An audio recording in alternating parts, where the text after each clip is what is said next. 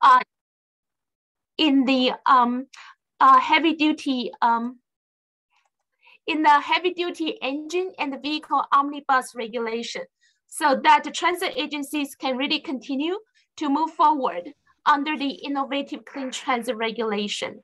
My name is Yachun Chao. I'm the manager for zero emission truck and bus section, and my team is tasked with the implementation of the innovative clean transit regulation, also known as the ICT regulation. We are joining force today with our omnibus regulation team, so we can provide like a one-stop shop style to our transit agencies for state regulations compliance. I also want to take this opportunity to thank multiple bus OEMs, transit agencies, powertrain providers, and the California Transit Association. They all helped us develop this exemption language during the rulemaking process.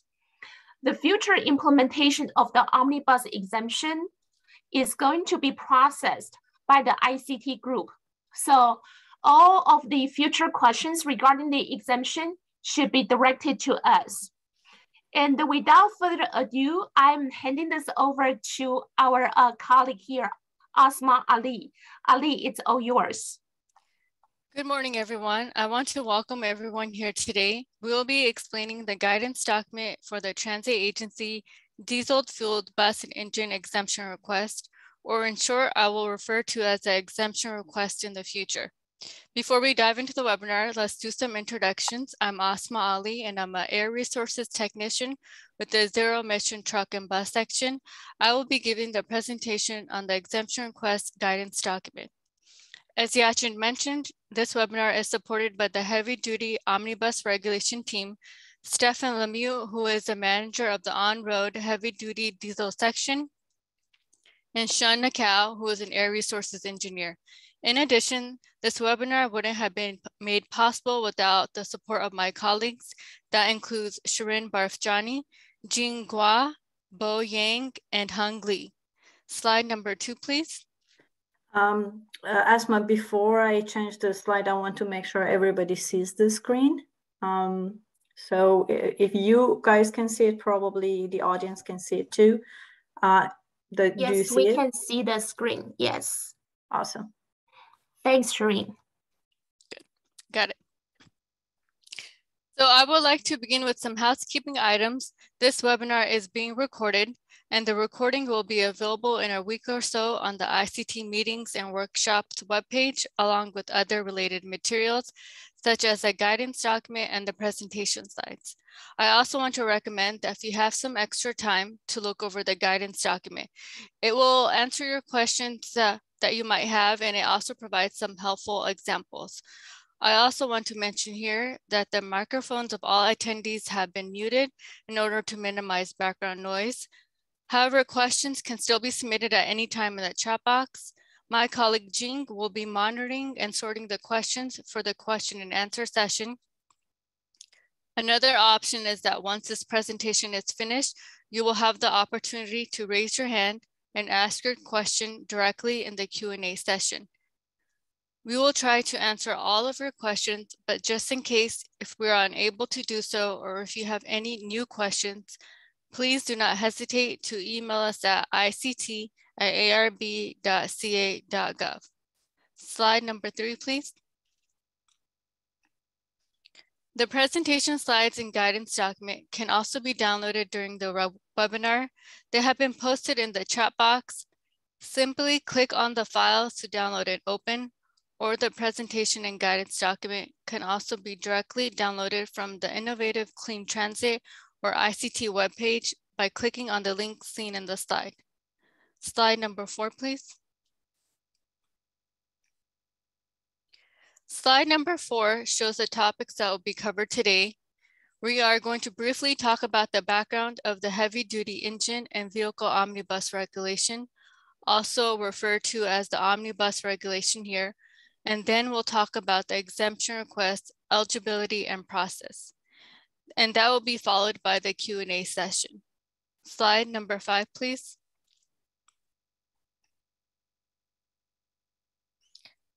On August 27, 2020, the California Air Resources Board voted to adopt the Heavy-Duty Engine and Vehicle Omnibus Regulation, or in short, the Omnibus Regulation, to drastically reduce NOx emissions from conventionally fueled heavy-duty engines. And the rulemaking was approved by the Office of Administrative Law on December 22, 2021. The Omnibus Regulation will significantly increase the stringency of the NOx emission standards and also lengthen the useful life and emissions warranty of heavy-duty diesel engines for use in vehicles with a gross vehicle weight rating greater than 10,000 pounds. The more stringent NOx emission standards begin with the 2024 model year engines and become more stringent with 2027 and subsequent model years. The exemption request was added to the Omnibus Regulation per the board decision to help support transit agencies to smoothly transition to 100% zero emission fleets. Slide number 6, please.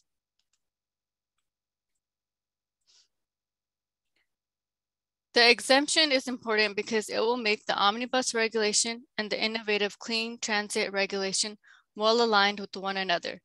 The ICT regulation gradually phases in the purchase of zero-emission or ZEB buses. It allows transit agencies to purchase conventional buses with internal combustion engines before 2029. This type of phase-in schedule helps transit agencies gain the necessary pilot experience of ZEB operation and is invaluable to ensure a smooth transition to a 100% zero-emission fleet. However, the exit of a dominant diesel transit bus engine manufacturer out of the California market may force transit agencies to operate buses for a longer period, or it may require transit agencies to accelerate the purchase of diesel buses. CARB has therefore included provisions of the exemption request in the Omnibus Regulation to mitigate the potential adverse impact. An improved exemption request will give a transit agency the option to purchase federal certified diesel engines. Slide number 7, please. The exemption request is only applicable to transit agencies. The intent of the exemption request is to ensure that transit service is not adversely affected. A transit agency is a public entity that is responsible for administering and managing transit activities and services. It owns, operates, leases, rents, or contracts with other entities to operate buses in California and is subject to the ICT regulation. The ICT regulation does not apply to Caltrans, Caltrain, Amtrak, school districts, correctional facilities, airports, colleges, universities, national parks, tour bus service providers, or any entity that provides shuttle services solely for the patrons of its organization. Therefore, these entities are not eligible for the exempt bus request. Slide number 8, please.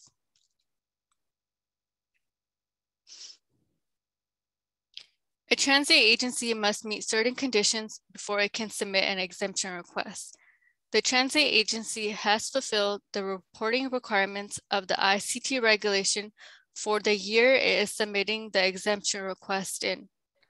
Also, the transit agency has purchased the required number of ZEBs or has received an exemption for the purchase of ZEBs in the immediately preceding year. For a large transit agency, this requirement will start next year, and for small transit agencies, the ZEB purchase requirement will begin in 2026. And if a transit agency has compressed natural gas or CNG buses in their fleets, this transit agency must consider expanding its CNG bus fleet to utilize low NOx engines before the submission of the exemption request. If an exemption request is still submitted, it must include a detailed explanation to why it's cost prohibitive for the transit agency to procure more CNG fueled buses or to fuel and support additional CNG buses from any established fueling facility.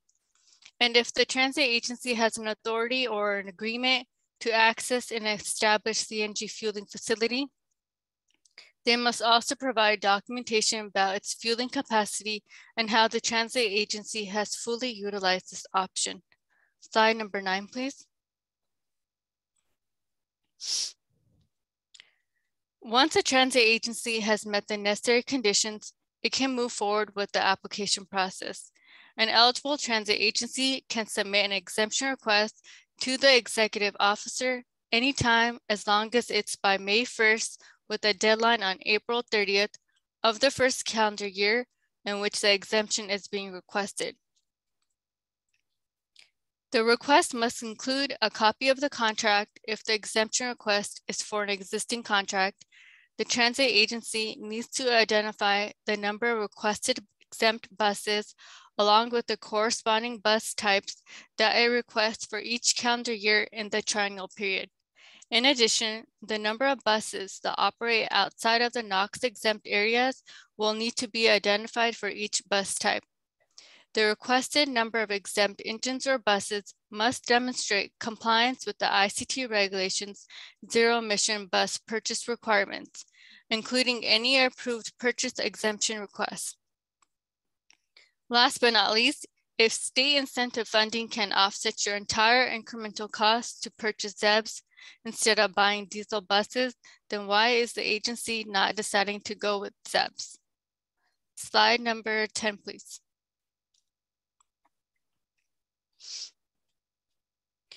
If a request is approved, CARB will issue a triennial quota since the exemption request covers 3 calendar years, starting from the year in which the request is submitted. All approved buses must be delivered by the end of year 3. There is no requirement on the quantity of buses that can be delivered each year, as long as the quota is not exceeded at the end of year 3. There's also an example in the guidance document that goes into detail and explains how the triennial quota works. There is no limit on the number of exempt buses a transit agency can request when applying for an exemption request. The transit agency can make a triennial request based on the transit agency's proposal or need. Slide number 11, please. Depending on the year you apply, for example, if you like to apply for the exemption request in 2022, you will need to complete the 2022 ICT reporting for the 2021 data year by March 31st, 2022. If you are submitting the exemption request package to us before the ICT-RT is open, please reach out to us to discuss what information you can provide to demonstrate your compliance. Since we are using 2022 as an example, we will also share some information about the ICT reporting for this year. We will roll out new features this year for the ICT reporting. The website will most likely open in late February or early March. We plan to hold an ICT-RT webinar in early March, so please stay tuned for that. To ensure you have sufficient time to demonstrate your ICT compliance and submit your exempt bus requests, please reach out to us as soon as possible if your agency is expecting buses to be delivered in 2022 with 2022 model year engines installed. Once the transit agency is in compliance for the reporting requirements, the exemption request package can be submitted anytime as long as it is by the May 1st deadline. This deadline is extremely important in order for you to have your vehicles. Also, if there is any question about your application package, please reach out to us as soon as possible. We will review your documents with you and let you know what is missing. Please don't wait till the last minute. It'll be very helpful if you send us an email giving us a heads up of what you're planning to do. Slide number 12, please. After a transit agency receives the approval letter, it may proceed with engine repower or exempt bus purchase, lease, rental, or service contracts. The transit agency must provide a copy of the exemption approval letter to the major parties involved in the production process and delivery. This would include the engine manufacturer, bus manufacturer, and engine and bus dealers involved with the delivery of their engine or buses. If you apply and are approved for the exemption in 2022, Then the reporting begins in 2023 and will continue every year thereafter till March 2050. The information will be reported for the prior calendar year annually by March 31st. Slide number 13, please. For more information on the exemption request, you can visit the link here to the heavy-duty omnibus regulation. Once again, if you have any questions, you can email us at ict@arb.ca.gov. We are happy to help and give direct assistance. Next slide, please. And that wraps it up for me. Thank you for joining us today. We really appreciate you being here. And next is the Q&A session, and I'm going to turn it back over to Yachin. Thanks a lot, Ali. Jean, do we have any questions in the chat box that we can answer? Actually, not really. They just want to know, they send me they want a link for the presentation. So I will send the link to everybody again. Okay, great, yeah. Thanks. So do we have anyone in the audience who would like to maybe ask your questions orally if it's a very long question? Oh, yes, yeah, we see Stewart. Can we unmute Stewart so Stewart can also unmute himself? Good morning, everyone. Can you hear me? Yes. Thank you for this very informative presentation. I just wanted to clarify that in the buses that we would file exemptions for each of the 3 years, that would be the number of buses that we would not typically order, but we would have received on our property during those 3 years, correct? Correct. Yeah, correct. The reason I bring that up, and I know all the other agencies on the call will understand this, typically the money or funding that's available for a bus, typically once that's approved, it may be another year before we'll get the bus. So just to clarify, I wanted to ask that question. And the concern I would have is within the 3 years that we'll be reporting the buses that are delivered to our property, there'll be a lot of possible slippage that happens on the bus production side, for example, due to COVID or the supply side chain of parts. So if we've estimated a number of buses in the 3 years, and all of those buses do not arrive, we'll have another chance to apply for the 4th year, as I understand it. So you will have another chance to apply, and it doesn't have to just cover a single year for the 4th year.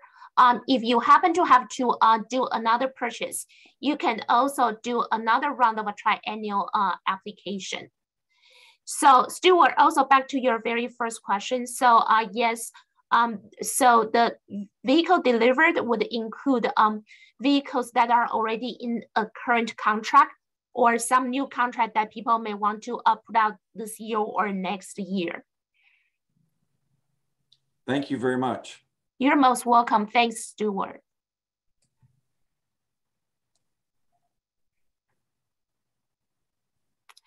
Do we have any other questions?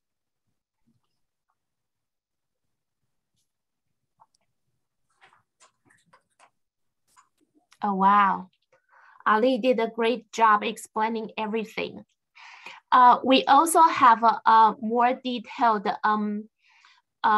explanations and also examples in the guidance document. So if you happen to have any questions later on, feel free to find the answers from the guidance document or reach out to us. As Ali has emphasized like maybe 10 zillion times during her presentation, if any transit is anticipating to have any diesel buses delivered, especially this year, please reach out to us as soon as possible. This is the very first year of implementation. We know that people may not be very familiar with the process. We really want to give you and provide you all the support we can. And frankly speaking, this schedule, the deadline is really set up so that you can ensure that if you get certain things done by a certain date, you can have your vehicles delivered before the end of the year.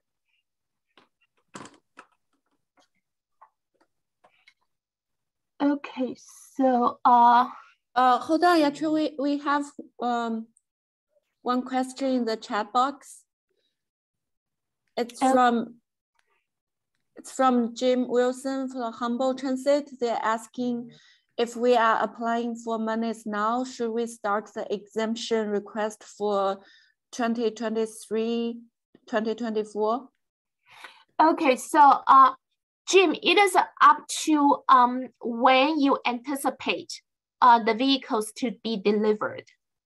So if you anticipate the vehicles, the first vehicles to be delivered starting 2023, you don't have to do the application this year. You will send in your application next year. And hopefully that the funding opportunity will also kind of support you about your vehicle procurement. And once you are sending your application next year, you can apply for a triennial quota. That will cover you 2023, 24, and also all the way through 25. So as long as you can ensure that all vehicles are delivered by the end of 25, then that would work for you.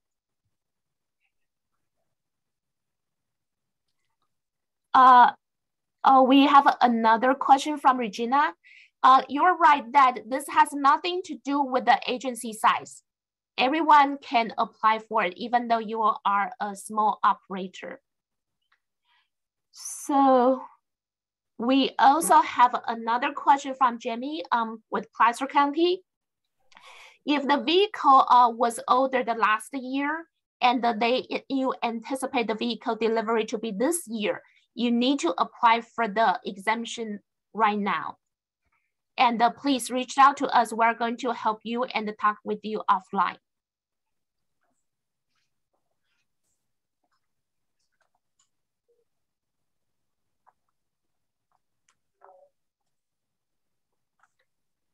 So do we have any other questions? There's no more in the chat box. Oh, come on, people, just ask a few more questions. Otherwise, this is going to be the shortest webinar we've ever had. And we actually scheduled 2 hours for this. Okay, what about the bus that will have a 2021 model year engine? If the 2021 model year engine is going to be installed and delivered this year, you don't have to apply for an exemption.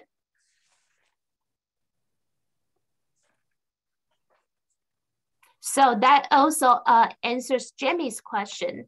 Additionally, that if since you ordered the bus last year, if the engine if the bus manufacturer also happened to order the engine for you from last year, it can still be installed on the 2022 bus model before the end of the year. So in that case, you don't have to apply for an exemption.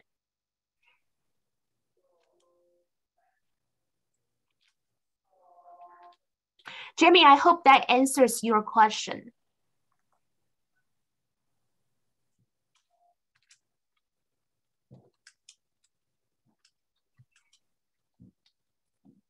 Awesome. So we have another question from Colette. What if a bus is scheduled to be delivered this year, but due to other delay, it ends up being delivered in 2023? That is why we want to give you a triennial quota. And during that triennial period, you can have the bus delivered anytime, as long as it's before the end of the triennial, the 3rd year. So Katrina, you're asking, can you give me an example of what would fail or to be denied? So basically, when we are reviewing the applications, the staff, we do not make a judgmental call based on the length, for example, of how long your explanation is. We're not looking for a book, but it also needs to be much longer than just one sentence. So we're basically checking if you have all the information that the regulation is asking. So once you provide a complete package to us, most likely it should be an easy review process. Also, it is very okay to check in with us to do a very quick preview for you. The purpose here is that we want to make sure that transit agencies can continue to deliver the transit service that you are supposed to your passengers. So Stuart, do you have to ensure that you get your exemption approved before taking delivery of the buses? If those are, well, yes, you should, unless those are the engines that don't really need an exemption. Yeah, Chad, would you please read the questions before answering that so everybody is on the same pace with you? Thank you. Yes, yeah. Thanks a lot, Shreen, for reminding me. So Stuart's question was that if they need to ensure that they get exemption approved before taking deliveries of the buses. The answer is yes, if those buses require an exemption. So David asked a question about to clarify, as a small rural transit agency, do you need an exemption for vehicles delivered before 2026? Yes, basically, yes, you do. If you are purchasing a heavy duty bus that really requires or that requires a low NOx engine in the Omnibus Regulation. So this has nothing to do with the ICT zero emission bus purchase schedule. And you also need an exemption even if it's delivered after 2026. So David, hopefully this answers your question. So Mike has a question that this entire regulation, the Omnibus Regulation, applies to vehicle 10,000 pounds or more only, correct? The answer is correct, yes. Smaller down-arrive vehicles not included, that is also correct. But Mike, very likely that vehicles in class 2 to 6 will not be affected by the availability of a low NOx engine in the market. So it most likely will not affect your downright vehicle purchase at all. But if you have any specific questions about a specific vehicle that you are purchasing, please also let us know.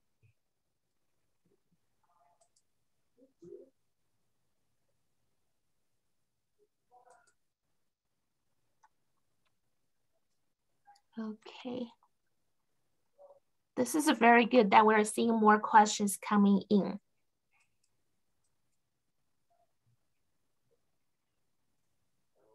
And Jean has provided the link to the guidance document again in the chat box, just in case you had missed the one from the beginning of the chat history here. Thanks, Jean. Sure. So in the guidance document, there are some examples. So that can answer your questions. But if you still have more questions, please feel free to reach us. Yes, totally.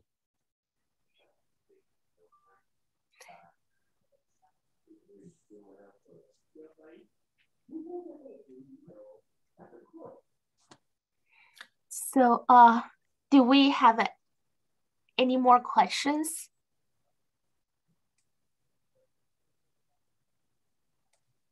So in general, this affects a diesel bus purchase. If your entire fleet is CNG buses, you don't have to worry about this.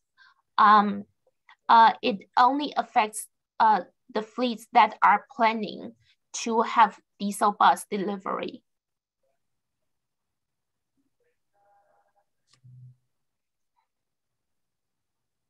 Okay. Do we have additional questions? And also, by the way, when Ali was presenting, all the buses on those slides, basically there are zero emission buses operated by California transit agencies. We really are seeing very strong momentum by our California transit agencies in converting to zero emission technologies to further provide health protection to our general public. And we really want to thank you for your dedication and your hard work there. Thanks. So Jean, do we have additional questions in the chat box? Did we answer everything? Yeah, I think we answered everybody's question. So anybody want to raise your hand just in case if you have a longer question that is hard to type into the chat box? If not, I really want to thank everyone's support and everyone's care towards public safety and also public health. Please always feel free to reach out to us if you have any questions. And so with that being said, the recording is going to be posted on our website, maybe in a week or so. And all the meeting materials are also posted there. So we want to wish everyone a great year ahead. Thanks a lot. Bye. Bye-bye. Thank you. Thank you. Thanks.